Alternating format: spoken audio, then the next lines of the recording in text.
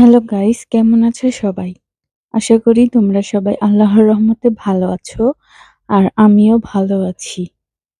বলো তো এখানে আজকে এটা কি রান্না করা হবে?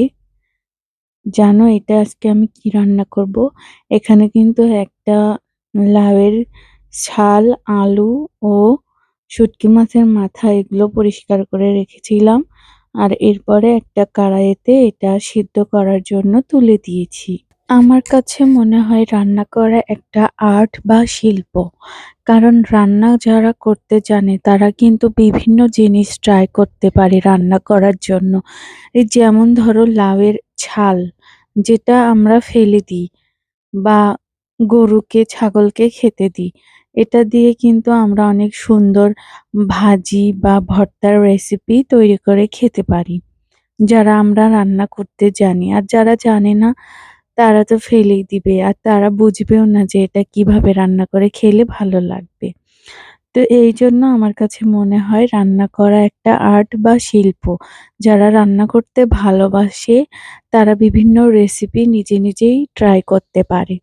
তো আজকে আমার এইজন্য মনে হলো এই লাউ রান্না করেছিলাম আর লাউয়ের ছালগুলো ফেলে দিতে ইচ্ছে করতেছিল না।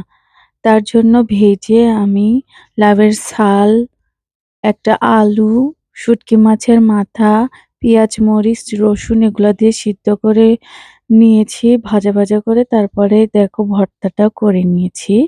আর আমার কাছে একটা পাঙ্গাস মাছের চাকা ছিল, ওই চাকাটা এখন এই তো ঝুরো, ঝুরো করে ভেজে নিচ্ছি।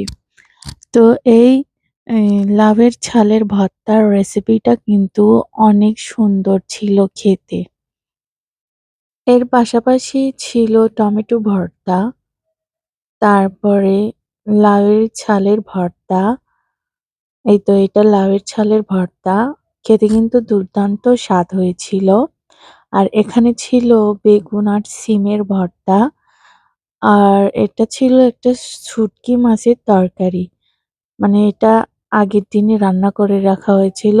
আর এখানে দেখো গরম, গরম ভাত। খেতে কিন্তু খুব সুন্দর। তো টাটা, সবাই ভালো থাকো। আল্লাহ হাফেজ।